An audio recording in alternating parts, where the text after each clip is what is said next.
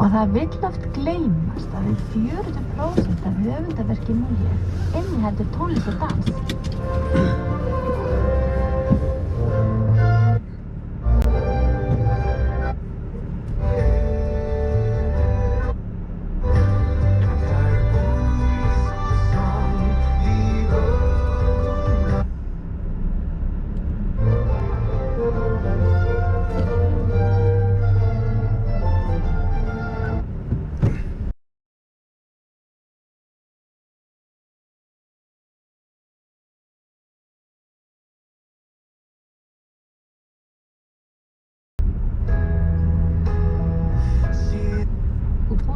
Já, þú meinar það sé hægt að breyta líf okkar. Já, skutnátt. Því Jesús elskar okkur. Hann tók allt á sig. Það er náttúrulega sé ég fyrir mér leikgerð. Akkurat. En mér finnst þetta þó að þessi jólin, þetta er akkurat sem hann kom til að gera. Og ég er svo þakklát Guði. Og ég er að horfa hér á myndir þar sem er fullt af trjám. Þetta minnir mig, já, það er fullt af fólki. Og mér finnst þetta svo dásamlegt. Og mér finnst líka svo stórkostlegt það sem að þegar er verið að tala og lífið í fólk hérna frá lindinni og það bara, mér finnst þetta svo stórkostleg þjónusta. Hver einasti þeirra. Við erum náttúrulega mjög þakklátt fyrir að mega vera hér. Mér finnst þetta alveg dásamlegt og ég get frætt ykkur það hvað þið eru himnasending fyrir marga. Guð á stöðuna, ekki satt? Nákvæmlega. Já. Og hann er hátt upp hafinn og mér finnst það svo stórkostlegt. Og þetta, sko, þegar fólk er að hlusta á lindina, þetta, ég finna og sé það snertir marga. Og þetta er dásamlegt. Það er einmitt svo gaman að heyra af því þegar kannski fólk er að bara flakka Já. Já. og dettur svo inn á lindina. Já. Af því að, já, það er enga tilvílanir til. Já. Fólk bara, Já. já, því er stýrt, Akkurat. vil ég meina. Nákvæmlega. Því þetta er svo mikið lífsgjöf og von. Þetta er vonin. Já. En sanna von. Og það er akkur lagið sem við ætlum bara að hlusta á. Það er dásamlegt. Það beið bara hérna Já. eftir í mín sanna von. Já. Já. Páll Rósenkrans. Það er elsku frendi mín. Já. Hélt allir að ég ætti hann. Það Ég er hefði verið grútmóti. Já. Systir mín ár. Já, þetta er dýrmætt fólk. Já, amen. Hver sem er pappið og mammið það. Já, amen. En það er aðalega pappi. Já. Með stóru staf. Já. Nákvæmlega. Heyrðu, nú hlustum við á gospelkórinn og Palla. Já. Páll Rósenkrans Já. sem er mjög hátíðlegur. Já. Komumst á aftur, Inga mín. Já, veist.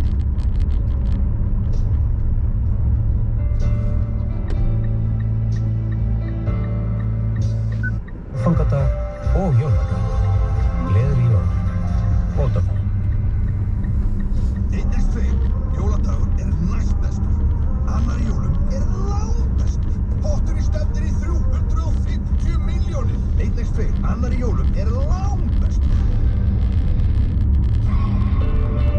Sala ársins í tölvutek, nýningarsala á 1000 fartölvum, allt að 50% afslátt, tölvutek möftunning og undir í verðum.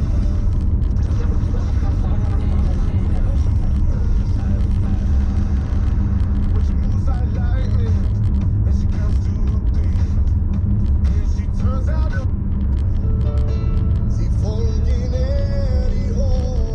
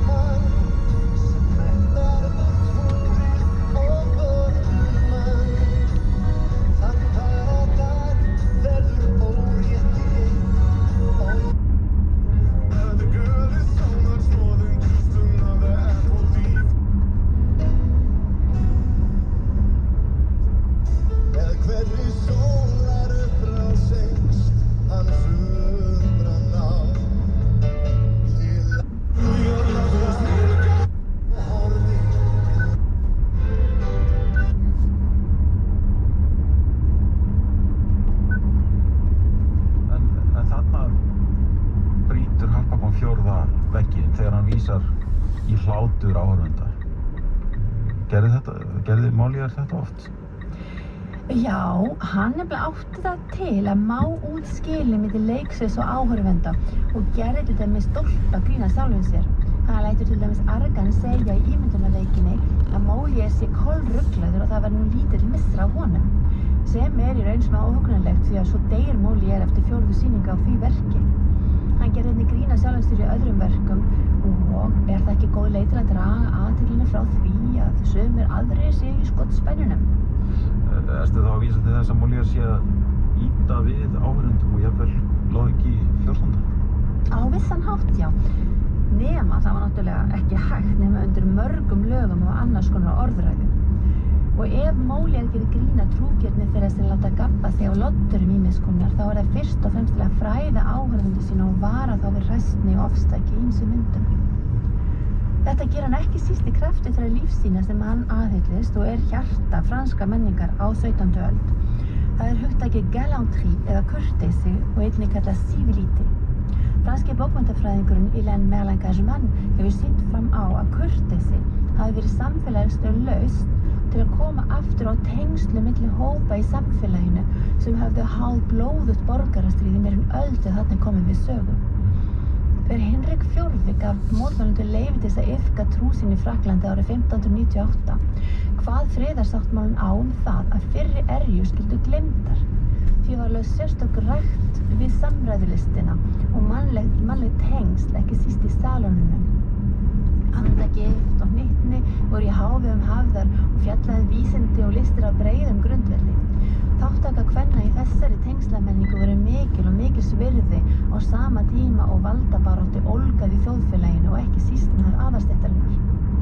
Þannig að þegar Molière gerir grín að fróðleiksfýsi kvenna er hann ekki að lítilsverða konur, heldur fjalla raunverulegt hreyfiafl í samfélaginu.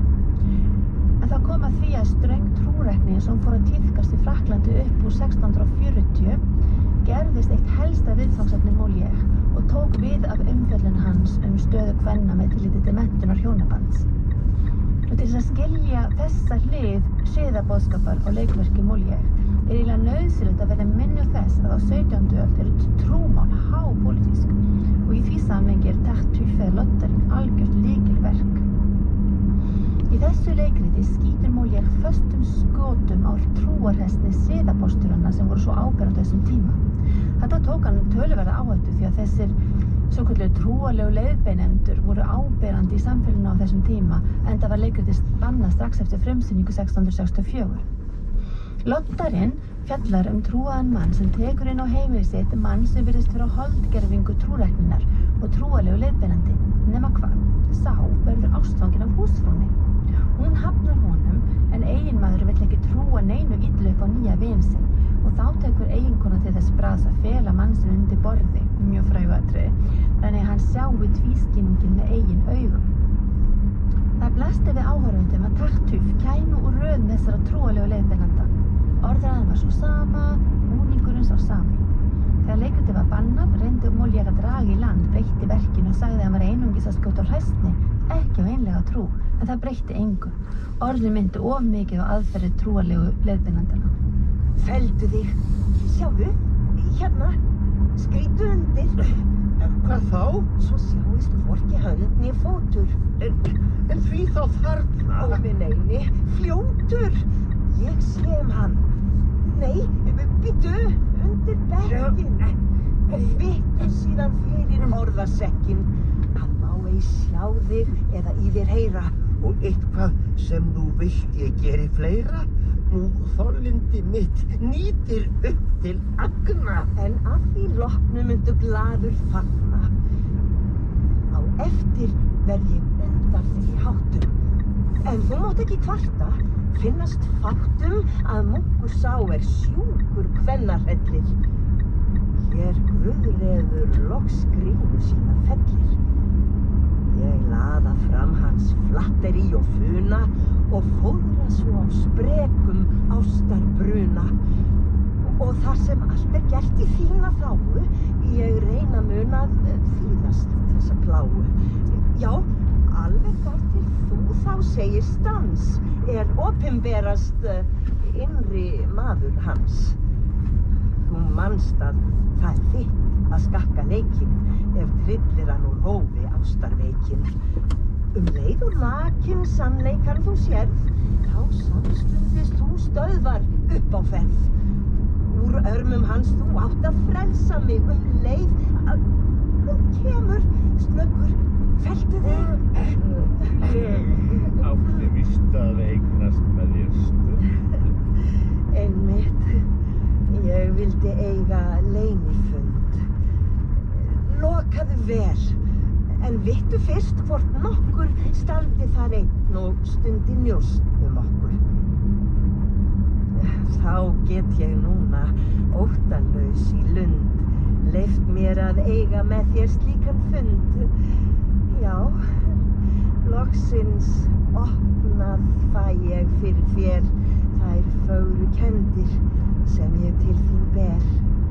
Mitt eina markmið að þóknast þér, sín fagra mildi fyllir öll mín kér.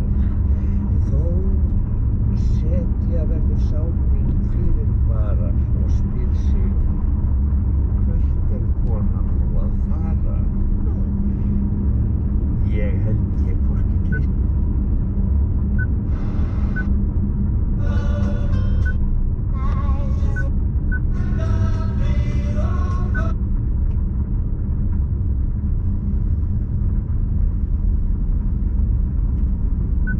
Aðeins þannig fæ ég fulla trú á sælu okkar sem þú boðar nú. Orgeir, hvað liggur á?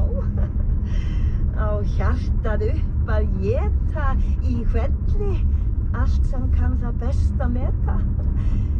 Ég gerði vel að brjóta hjartans hlekki en heyri nú að það þér nægir ekki.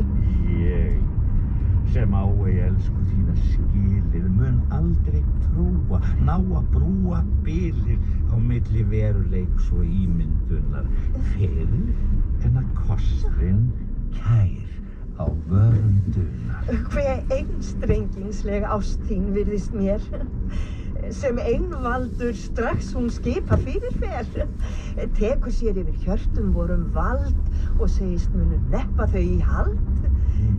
Þeim stóra þér svo liggur á að landa að maður fær ei tíma til að anda. Telur þú rétt að reka mig til starfa og gera mig að ambátt þinna þarfa? Veikleika þann sem vakti ást í brjósti, þú vilt þá nýta þér með grimmd og þjósti. En þú hefur ást á minni ást, af hverju viltu láta hana sjást? En hvernig get ég gert það vini þínum, Guði? Hann skellir á mig stórum píl. Nei, það ekki áhyggjur af honum. Hann jú sjálfur veikur fyrir konu. Almennt séð voru trúmál mjög pólitísk því blóðug borgarastríðin sem hafði geisað í Frakklandi og Evrópu allri voru fólki enn mjög ofarlega í huga. Jafnvel þótt mótmælendum hefði verið leyft að búa í Frakklandi samkvæmt úrskurði Hinriks IV, afa Lúðvíks XIV árið 1598, þá sættu þeir ofsóknum alla 17. öld sem endaði með því að þessi grið voru afnumin árið 1685 með þeim afleiðingum að minnsta kosti 200.000 manns flúðu land og aðrir skiptu nauðir trú. Á hinn bóginn var franska krúnan og kirkjan undir miklum þrýstingi frá nokkrum mjög voldugum aðalsfjölskyldum í Norður-Frakklandi sem vildu tengjast páfadæminu sterkari böndum. Konungsfjölskyldan hélt hins vegar dauðahaldi í sjálfstæði fransku kirkjunnar gagnvart páfaveldinu því að páfaveldi var tengt Habsburgurum sem var voldugasta konungsætt Evrópu og veldi hennar umkringdi Frakkland. Þessar ættir stóðu fyrir uppreisnum aðalsins þegar Lúðvík XIV var barnaaldri og hann gleymdi því aldrei og hélt óvinni sínum alltaf nálægt sér til þess að hafa stjórn á þeim. Á langri ævi var þetta fólk samt hans nánustu vinir og samferðamenn, þannig að það kom að því að hann var svo að segja ofurseldu trúnni og á síðustu árum valdatíðar hans einkenndustu versalir og lífið við hirðina af miklum trúarhita og guðrækni. trúmál voru sem sagt hápólitísk og í brennidepli og strangtrúarleg viðhorf tóku yfirhöndina við hirðina eftir því sem leið á öldina.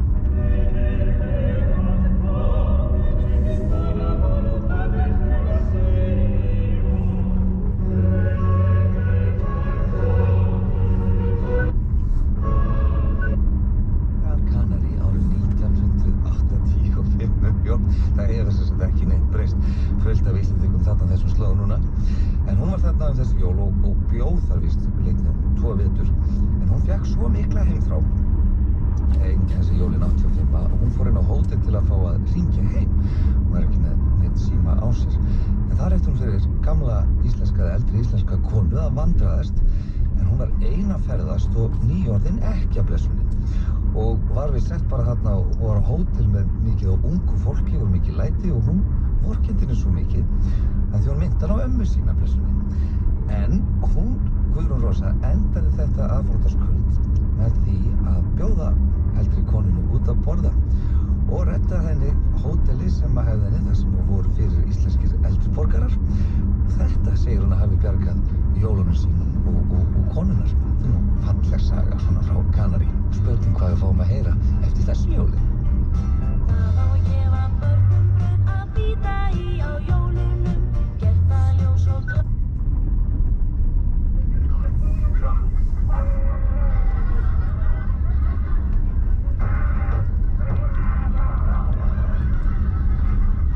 Eða það var eitthvað sem olli því að þeir koma og fóru og þarna leikhús sem að Molière verður fyrir mjög miklum áhrifum af og kannski bara aðeins þessa leikhefð sem fylgir ítölsku leikurunum sem að í raun og veru skarast líka við gamanleikin og farsan í Frakklandi en sem að svona áhrifamikill og vinsæll á þessum tíma. Það er þetta spunuleikhús sem að byggir á svona ákveðnum típum og stór hluti leikarinn til dæmis lék með grímu, við lék alltaf sama hlutverkið og þannig að þetta var mjög fastmótað og var í raun og veru aldrei til eins skrifuð leikrit.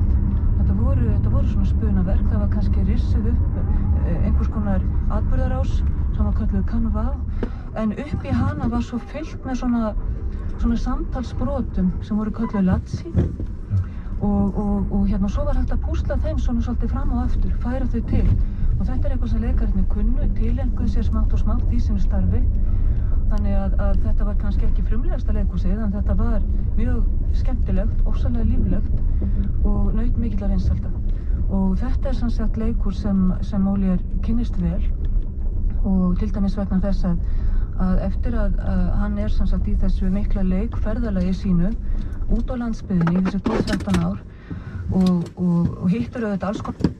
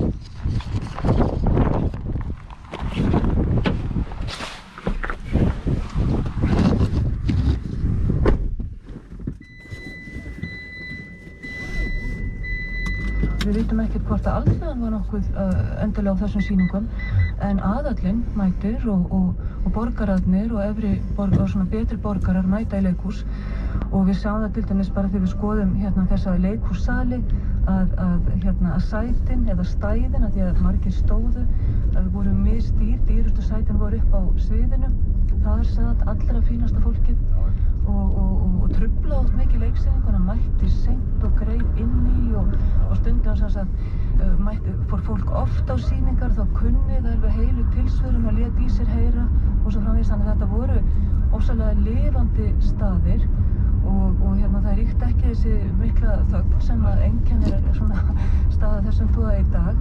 En þannig að já, þetta var sem sagt vinsæl afþreying og það einmitt þetta sem að Molière og Madeleine svona þrá, þau vonast til þess að verða hluti af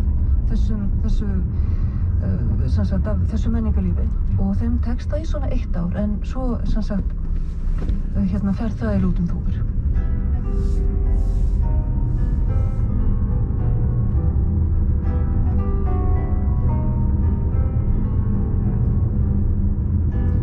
Já, þegar leikhópurinn kemur aftur til Parísar þá eru þau aftur það heppin að vera komið með svona verndara og enn og aftur þá það bróðir konungs, nú það ekki Lóðvík 13. heldur Lóðvík 14.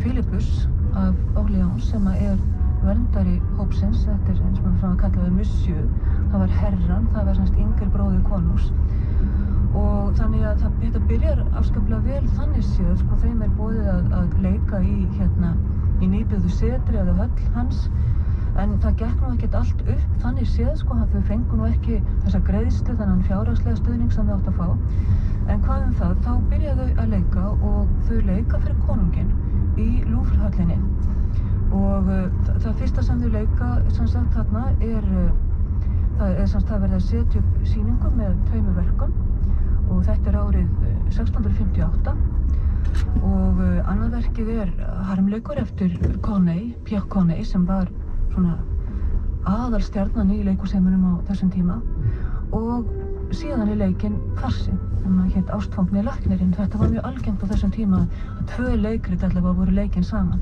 en það svona sagt að sagan segir að konungi hafi leiðst undir harmleiknum og Molière hafi séð að þyrfti svona eitthvað svona aðeins að lyfta andrúmsloftunum dálítið og það hafi tekist mjög vel í farsanum og þannig að það í raun og veru farsinn eða gamanleikurinn sem kemur leikhóp Molière á framfæri í París og það má segja svona ef við lítum á bara höfundaverk Molière sem að semur meira en 30 leikverk að hans svona stærsta afrek hvernig honum tekst í raun og veru að flétta þetta svona tragíska og svona alvarlega í mannlegu eðli, hvort sem við tölum bresti eða lesti eða vandamál í samtímanum eða eitthvað slíkt. Þetta fléttar henni raun og veru inn í sína gamanleiki af mikilli stillt og þannig að honum tekst á vissan hátt að gera gamanleikin gera á vissan hátt að ígildi harmleiksins með því að takast á við jafn flókin vandamál og harmleikurinn gerði.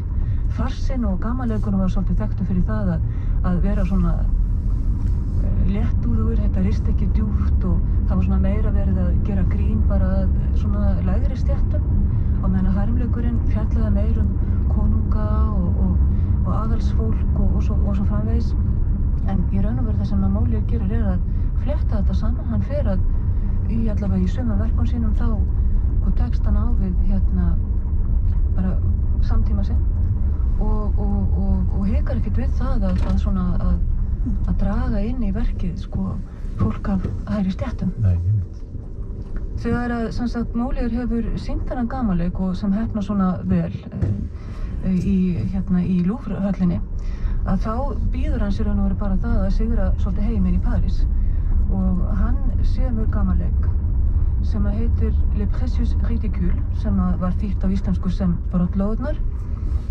sem settur á svið árið 1659 og verður gríðarlega vinsæll og þarna fjallar hann unga stúlkur sem bráðliggur á að gifta og faðir annar þeirra sem frændi hinnar, hann heitir Gorgibus hann vill að þær taki fyrstu vonbiðlunum sem biðja hönd þeirra en þær eru ekki sáttar við það, þær falla fyrir 2 mönnum hins vegar sem eru í raun og veru bara þjónar hinna sem eru sendir svona til að leika á þær. Þeir höfnuðu fyrstu vonbiðlunum en svo falla þeir fyrir þjónum þeirra. Og það kómíska í þessu verki byggir Molière ekki síst á þessum ungu stúlkum. Þær eru nýkomnar til borgarinnar utan að landi, þær eru svona svolítið sveitó og einfaldar kannski en líta á sig sem fína dömur og hafa svona svolítið háleitar hugmyndir ástina en Gorgibus sem sagt mjög praktískt þenkjandi maður. Hvað sögðu þið eiginlega við herramennina sem komu frá ykkur svona fálátir og svip? Var ég ekki búinn að gefa ykkur fyrirmæli að taka vel á móti þessum vonbrigðum? En kæri faðir, hvernig eigum við að geta borið nokkra virðingu fyrir gestum ef framkoma þeirra á allan hátt óviðeigandi?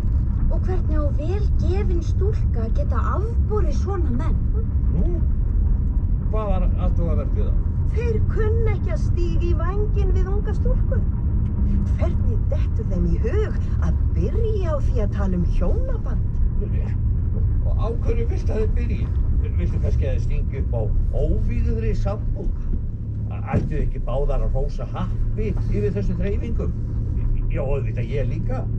Er hægt að óska sér eitthvað betra?